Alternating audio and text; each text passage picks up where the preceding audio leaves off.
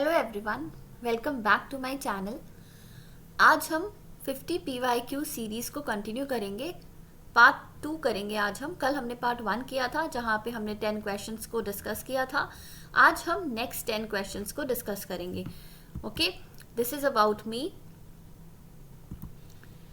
So let's start. Which of the following are the advantages of using SSD over the HDD, hard disk drive? तो हमें SSD के advantage बताने हैं। Before solving this question, let us first understand the difference between SSD and HDD। SSD, आप पहले ये याद रखना कि SSD अच्छी है, ओके? तो इसके एडवांटेज बताने हैं हमें, और इसके जो एडवांटेज होंगे आप उसको ऑपोजिट कर दो, वो HDD के पॉइंट्स हो गए। तो SSD इज़ फास्ट है इसलिए एक्सपेंसिव है, और यहाँ ये नॉन मैकेनिकल है, मतलब इसके कोई मूविंग पार्ट्स या नहीं है ऐसे। यहाँ पे फ्लैश मेमोरी यूज़ होती है, ये पॉइंट याद रखना है। SSD यूजेस फ्लैश मेमोरी, और HDD जो है वो मैकेनिकल है।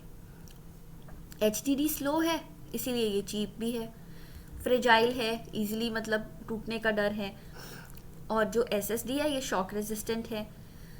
SSD सूटेबल कहाँ पे है? गेमिंग एप्स में, ऑपरेटिंग सिस्टम के लिए। और HDD it is suitable for storing the extra data. अगर आपने मूवी, फोटोज, डॉक्यूमेंट स्टोर करनी है then HDD is good. Now come to this chart. SSD जो है वो 100 टाइम्स फास्टर है HDD से, okay? SSD has no moving parts, ये तुमने यहाँ पे भी पढ़ा था कि ये नॉन मैकेनिकल है, yes. So it can keep your data safe when your laptop backdrops or your system gets shaken while it's operating. इसके कोई मूविंग पार्ट्स नहीं होते, ओके? इसीलिए आपके डेटा को सेफ भी रखती है। HDD के मूविंग पार्ट्स होते हैं, मैग्नेटिक प्लैटर्स होते हैं। देखो यहाँ पे पिक में, इसे हम, जो ब्लू पार्ट आप देख रहे हो ना, इसे हम प्लैटर कहते हैं, और ये स्पिंडल है यहाँ पे। एक्चुएटर आर्म, एक्चुएटर एक्सेस, ये इसके कुछ पार्ट्स हैं। आप थोड़ा एक बार गो थ्रू कर लो, हो सकता है कि कई बार कोई स्टेटमेंट बन के आ जाए जहाँ पे इनका कोई पार्ट का नेम मेंशन हो, यस। तो यहाँ पे platter, spindle, actuator, access arm, ये सब इसके कुछ पार्ट्स हैं। तो HDD के मूविंग पार्ट्स होते हैं, मैग्नेटिक प्लैटर्स होते हैं। सो वेयर एंड टेयर तो होगा। जब वहाँ पे मैकेनिकल पार्ट्स हैं तो जैसे जैसे आप उसको ज़्यादा यूज़ करेंगे तो वो डेप्रीशिएट होगा, yes. Since SSD comes with no moving parts, it won't make noise. तो यहाँ पे नॉइज़ का कॉन्सेप्ट तो है ही नहीं SSD में, बट नॉइज़ का कॉन्सेप्ट कहाँ होगा? जहाँ मूविंग पार्ट्स होंगे। तो HDD में नॉइज़ होती है।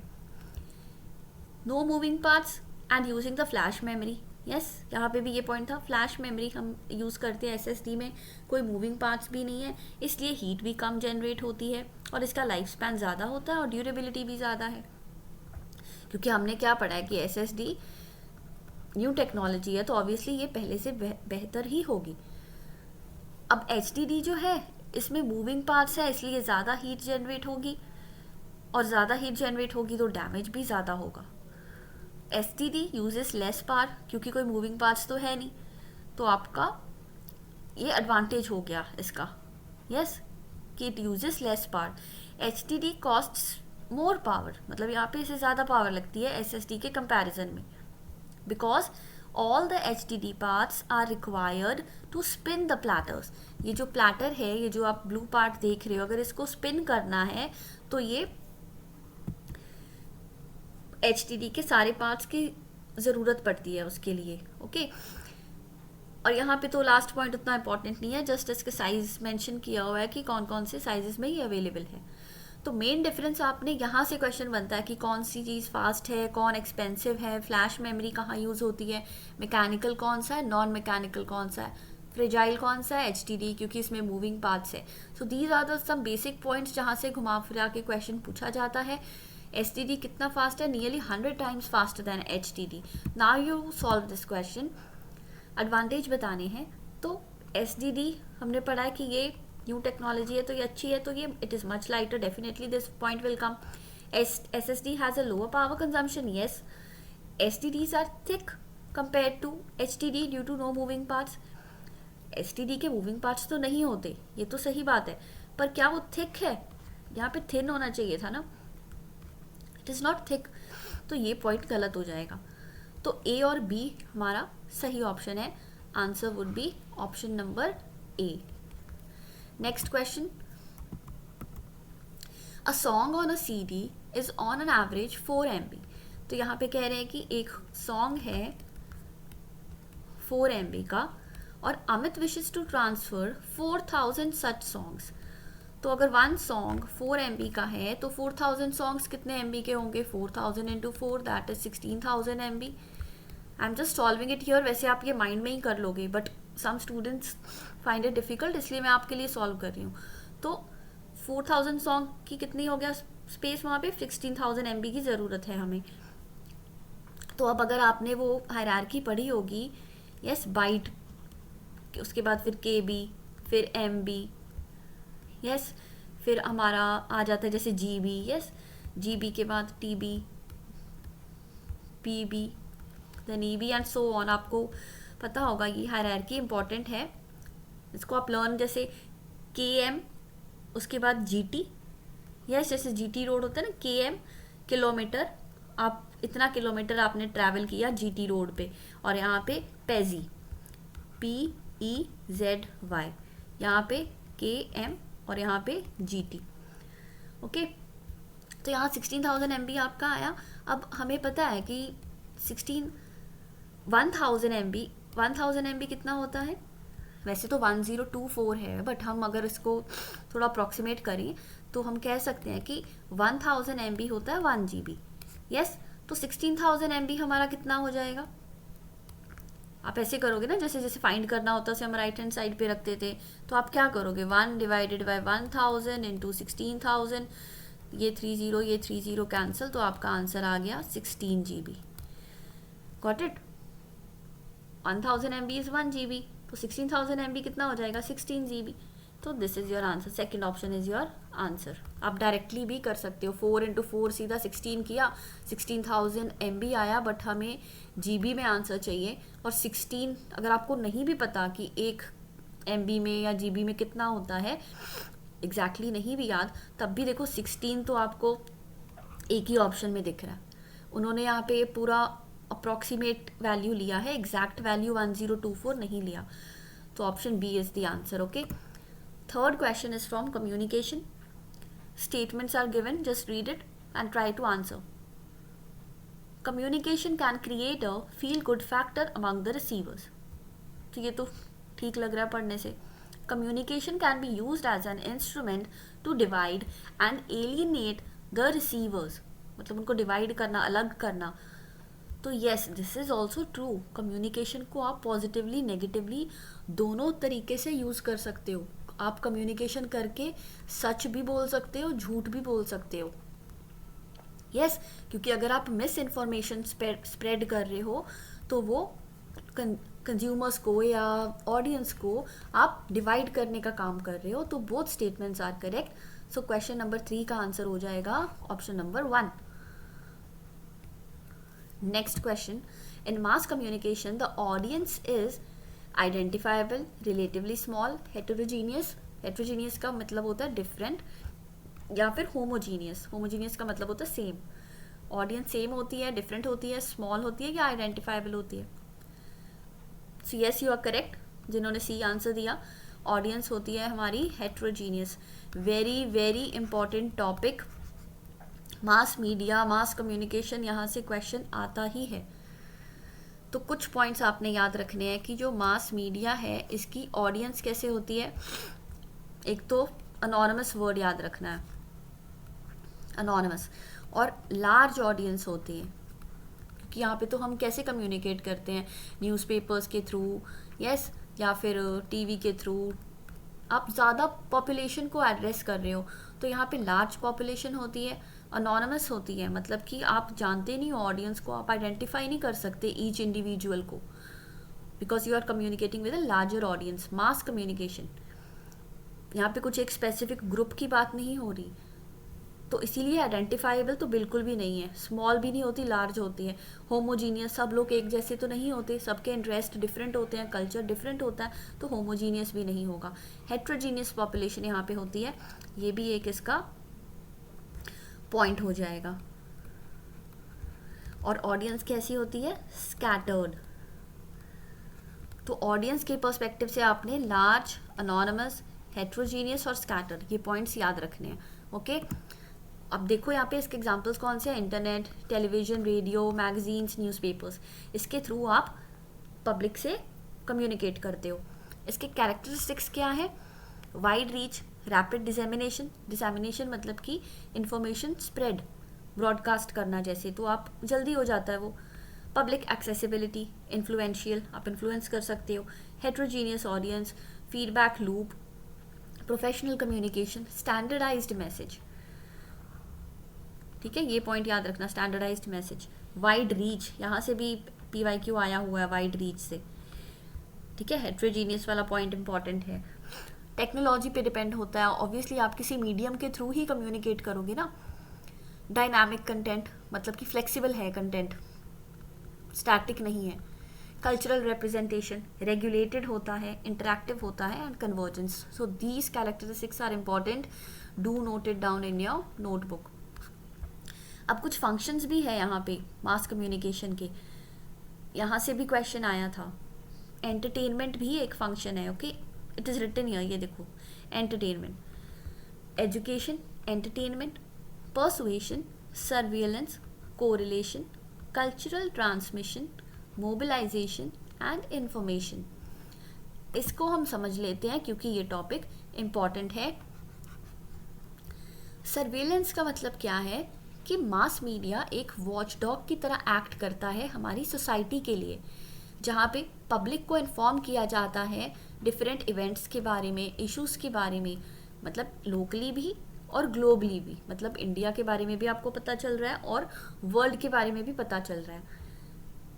And people are being made alert to the potential dangers और द क्राइसिस। जैसे कोविड हुआ था तो आपको कैसे पता चला? न्यूज़ देखते थे आप, तो वो आपको मास मीडिया के थ्रू ही पता चला। Yes, internet, newspapers and different mass media was used. तो कोरिलेशन में क्या है? Mass media helps people understand and interpret the world around them. आपको पता चलता है कि आपके आसपास क्या हो रहा है, आपका पब्लिक ओपिनियन शेप होता है इससे, और आप खुद को रिलेट कर पाते हो। बट यहाँ पे थोड़ी बायसनेस हो सकती है क्योंकि हर एक का अपना पर्सपेक्टिव अलग होता है। Okay, correlation. तो थर्ड पॉइंट क्या है? कल्चरल ट्रांसमिशन, क्योंकि मीडिया के थ्रू ही तो हम ट्रांसफॉर्म हो रहे हैं ना। आजकल इंडियन कल्चर जो है वो थोड़ा वेस्टर्नाइज हो रहा है, तो वो कैसे हो रहा है? मास मीडिया के थ्रू। तो कल्चरल नॉर्म्स, वैल्यूज़, बिहेवियर्स, ये सब इन्फ्लुएंस हो रहे हैं। Entertainment, this is easy, mass media provides entertainment offering a wide range of content for the people to enjoy. Mobilisation, mass media को यूज़ किया जा सकता है लोगों को इकट्ठा करने में, लोगों को मोबिलाइज करने में, जब कोई इमरजेंसी हो या क्राइसिस हो, जैसे कोई पब्लिक हेल्थ इमरजेंसी जैसे कोविड। यस, तो मास मीडिया ने बहुत अहम रोल प्ले किया था उस वक्त लोगों को गाइड करने में भी, है ना, कि आप कैसे टैकल कर सकते हो डिफ़िकल्ट टाइम्स को, प्रॉब्लम्स को कैसे टैकल कर सकते हो। तो दीज आर द फंक्शंस। सिर्फ आप इनके नाम नोट डाउन कर लेना अपनी कॉपी में, you don't have to write the meaning, सिर्फ points. Next is public forum. Mass media provides a platform for diverse perspectives and public discourse, allowing people to express their opinions and engage in debates. Debate वगैरह कर सकते हो आप, अपने opinions को express कर सकते हो। Information dissemination, I think this is easy, ये हमने डिस्कस भी किया है। इन्फॉर्मेशन को ब्रॉडकास्ट करना, स्प्रेड करना वाइड पॉपुलेशन तक। Disseminating the information to the public, keeping them informed about the events, developments and other important matters. Consumer education and awareness, हमें भी पता चलता है कि कौन सा प्रोडक्ट हमें ख़रीदना चाहिए या नहीं ख़रीदना चाहिए। यस, तो कंज्यूमर्स को भी अवेयर किया जाता है वेरियस प्रोडक्ट्स एंड सर्विसेज के बारे में, और उनको सेफ्टी मेजर्स बताए जाते हैं ताकि वो एक इन्फॉर्म्ड और वाइज चॉइस कर सकें। Advertising and marketing, mass media is used by the businesses to reach the large audience and promote their products and services. तो बिजनेसमैन भी इसे यूज़ करते हैं ताकि वो अपने प्रोडक्ट्स का प्रमोशन कर सकें। तो these were some of the functions of mass media. Next question, it is relatively easier to monitor and regulate, ये हमारा पीपल एंड डेवलपमेंट से है, to regulate water pollution caused by the non point sources.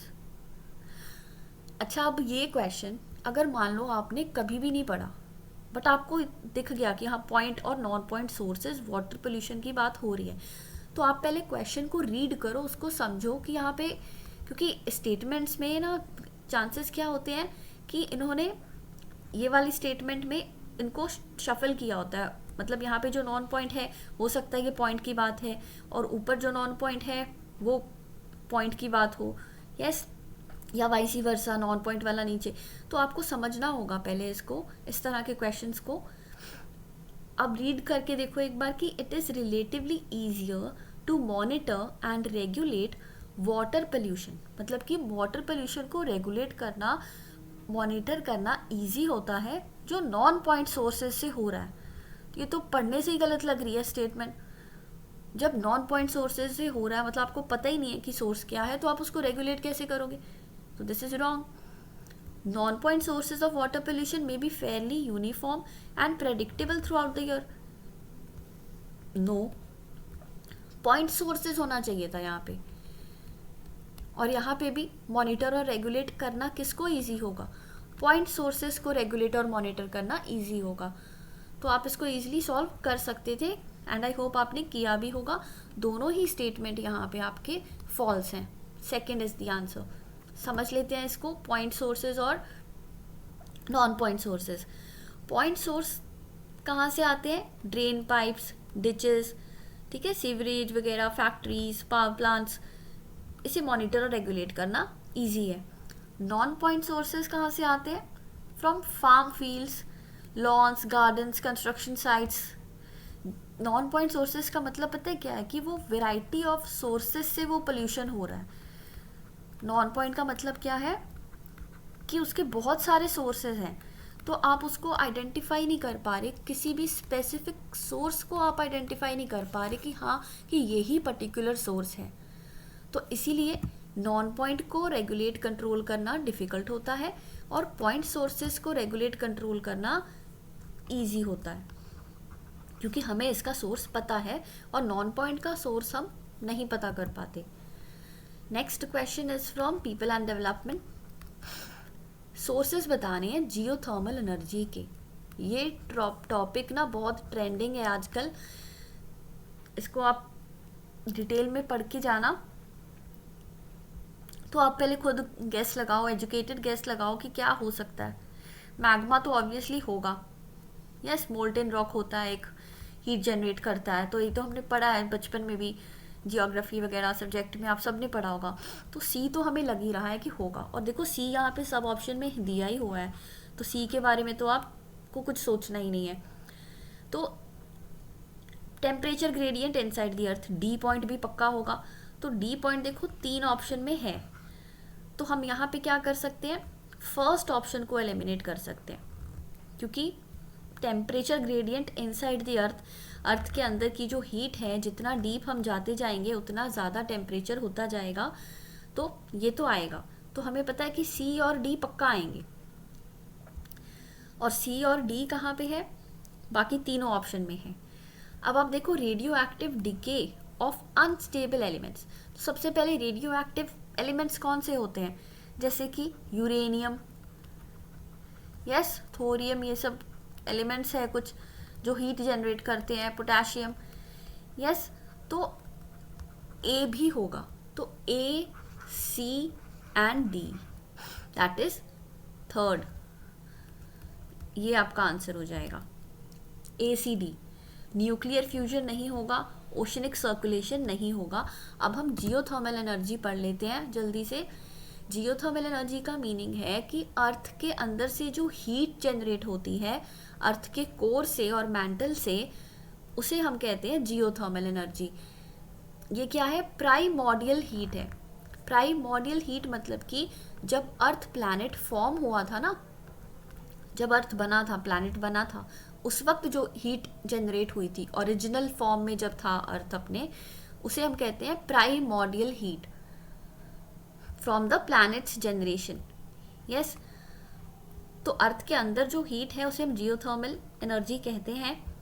और magma जो part था वो क्या है, एक molten rock found deep with in the earth, particularly when it moves upward. तो जब वो अपवर्ड मूव करता है तो वो हीट जनरेट करता है, और वही हीट जनरेट जो होती है वो इलेक्ट्रिसिटी जनरेशन में काम आती है। Temperature gradient with in the earth, this I have already discussed. जब जैसे जैसे हम डीप जाते जाएंगे, डेप्थ में जाते जाएंगे, वैसे वैसे टेम्परेचर इंक्रीज करता है। ओके अब जियोथर्मल पावर प्लांट्स के ना कुछ टाइप्स होते हैं, 3 टाइप्स होते हैं इसके। इसको हम पढ़ लेते हैं क्योंकि आजकल प्लांट्स से भी क्वेश्चन आ रहे हैं। तो पहले तो नेम याद रखो कि कौन कौन से हैं। एक है dry steam, flash steam, binary cycle.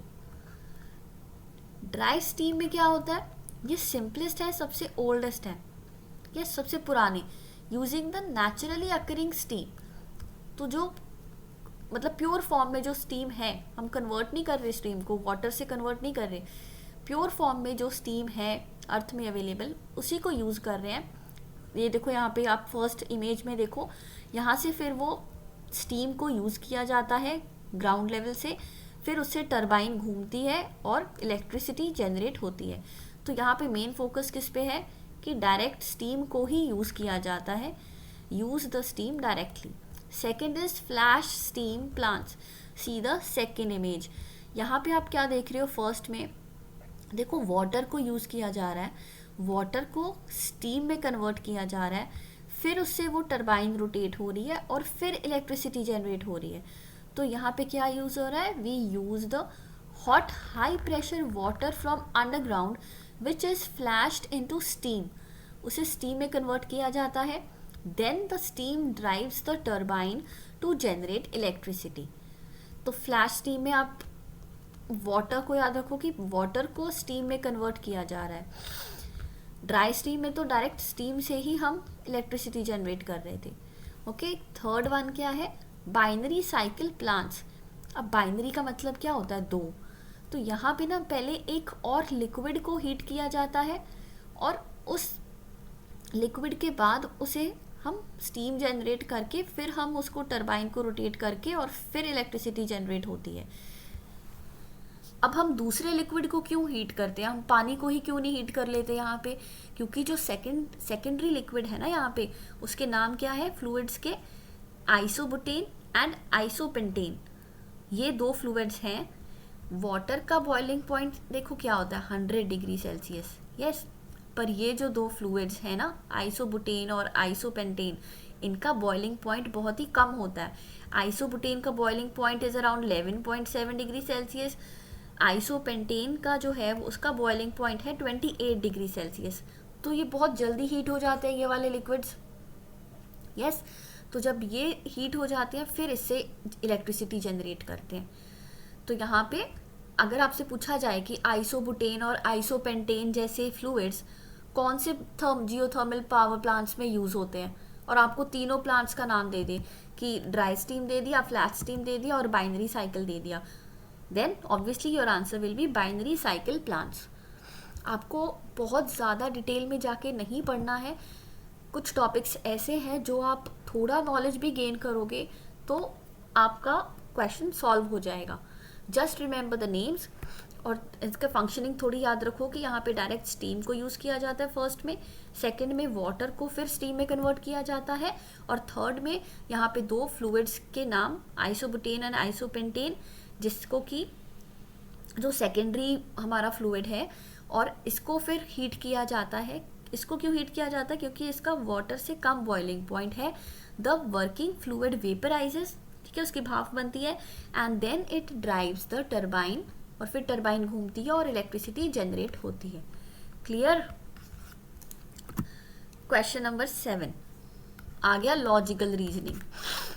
Which informal fallacy is committed in the following statement. Statement read करो और आंसर देखो क्या होगा। Of course you want to buy XYZ toothpaste. There must be a reason why 90% of India brushes with it. कि तुम भी उसी toothpaste को यूज़ करोगे जो बाकी 90% पॉपुलेशन यूज़ कर रही है, मतलब कि आप जैसा सब कर रहे हैं वैसा ही आप कर रहे हो। तो ये कौन सी फैलेसी है। आर्ग्यूमेंटम एड पॉपुलम, इसे हम बैंड वैगन फैलेसी भी कहते हैं। बैंड वैगन फैलेसी मतलब भेड़ चाल जैसे कहते हैं ना, जो सब कर रहे हैं वही हम कर रहे हैं, तो बैंड वैगन फैलेसी। या फिर अपील टू द मासेस भी इसे कहते हैं, appeal to the masses. Fallacy की ना एक अलग से वीडियो करेंगे जिसमें सारी इनफॉर्मल फैलेसीज को डिस्कस करेंगे, ओके। तो I am not discussing the other points here. ये जो आर्ग्यूमेंटम एड पॉपुलम है, इसका मतलब है भेड़ चाल, जैसा सब कर रहे हैं वैसा ही आप कर रहे हो। 90% लोग वही टूथपेस्ट से ब्रश कर रहे हैं, तो आप भी उसी से ब्रश कर रहे हो, ओके। क्वेश्चन नंबर 8, ये भी LR से ही है। Which of the following statement are logically equivalent to the statement all women are honest human beings? देखो logically equivalent का मतलब क्या है कि इसका सेम सेंस होगा। वैसे इसको एक रूल के हिसाब से भी करते हैं, बट 90% अगर आप इसको कॉमन सेंस से बना सकते हो ऐसे क्वेश्चंस को, और वो सही ही होते हैं। लॉजिकली इक्विवेलेंट मतलब कि सेंस सेम होनी चाहिए। यहाँ पे बोला है कि जितनी भी विमेन हैं, all the women are honest human beings, सब ऑनेस्ट हैं। तो ये बात, इनमें से कौन सी स्टेटमेंट है जो ये बात को सही कह रही है? मतलब कान चाहे इधर से पकड़ो चाहे उधर से पकड़ो, एक ही बात है। तो ये वो क्वेश्चन है। अब आप फाइंड आउट करो। सम विमेन आर नॉन ऑनेस्ट, यहाँ पे तो ऑल की बात हो रही है कि सारे ऑनेस्ट हैं, तो यहाँ पे तो सम आ गया ना, तो ये गलत हो गया। तो some honest human beings are women, some की तो बात नहीं हो रही, हम ऑल की बात कर रहे हैं, ये भी नहीं होगा। Some women are honest, no, तो बचा कौन सा? Fourth, no women are non honest.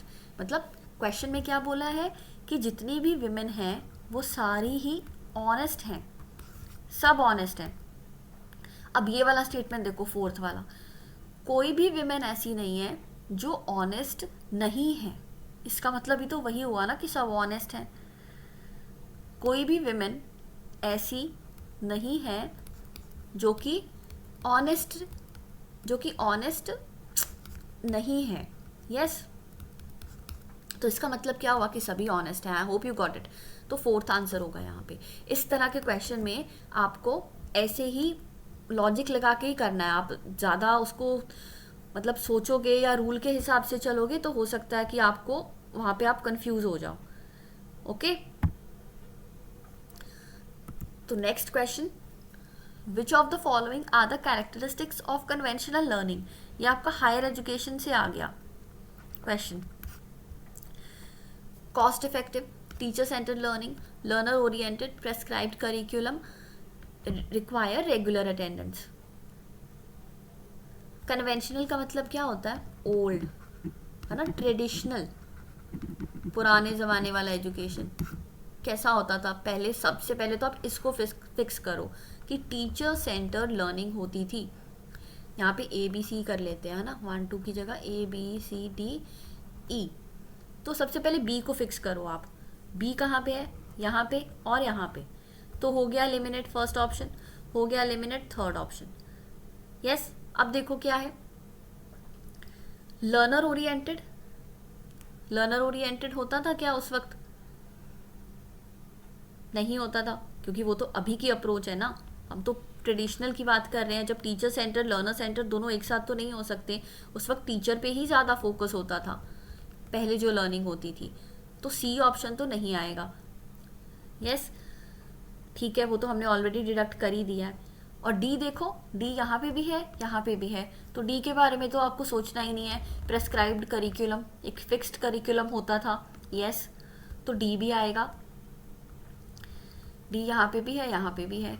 अब हमें A में देखना है और E में देखना है। A क्या है? Cost effective. E क्या है? Regular attendance. तो आपको पता है कि अटेंडेंस ज़रूरी होती थी, तो E ही आएगा यहाँ पे, कॉस्ट इफेक्टिव नहीं आएगा। कॉस्ट इफेक्टिव ना मॉडर्न एजुकेशन की बात है। कॉस्ट इफेक्टिव या फिर लर्नर ओरिएंटेड, ये सब मॉडर्न एजुकेशन या फिर कंटेम्प्रेरी, अगर हम कहें, दो वर्ड यूज़ होते हैं, एक कंटेम्प्रेरी और एक मॉडर्न, सेम ही मीनिंग है इसका। कन्वेंशनल का मतलब होता है ओल्ड या फिर ट्रेडिशनल। तो आपका आंसर क्या हो जाएगा? सेकेंड वाला, that is B, D and E, this one, second option. अब हम कर लेते हैं लास्ट क्वेश्चन, ये मैंने जानबूझ के ऐड किया है क्योंकि आप ये ना सोचो कि अगर एक बार आ गया कन्वेंशनल लर्निंग तो दोबारा नहीं आएगा। देखो उन्होंने फिर से क्वेश्चन पूछ लिया, यहाँ पे नॉन कन्वेंशनल पूछ लिया किसी दूसरे शिफ्ट में। तो अगर आपने ये क्वेश्चन किया है क्वेश्चन नंबर 9 तो आप 10 को ईजिली कर पाओगे, और इसका आंसर आप खुद बताओगे मुझे कमेंट सेक्शन में, I will not tell you. Conventional हमने कर लिया ना, तो नॉन कन्वेंशनल कौन सा है? नॉन कन्वेंशनल मतलब कि मॉडर्न एजुकेशन की बात हो रही है या कंटेम्प्रेरी एजुकेशन के बारे में यहाँ पे पूछा गया है। ये आपका होमवर्क क्वेश्चन है। This was the last question. See you in the next video. आप यहाँ पे भी क्लिक करके देख सकते हो बाकी की वीडियोस, या आप चैनल को गो थ्रू कर सकते हो, वहाँ पे आपको प्लेलिस्ट्स मिल जाएगी। See you in the next video. वहाँ पे हम फिर अगले नेक्स्ट 10 क्वेश्चंस को डिस्कस करेंगे। Okay, bye bye, take care.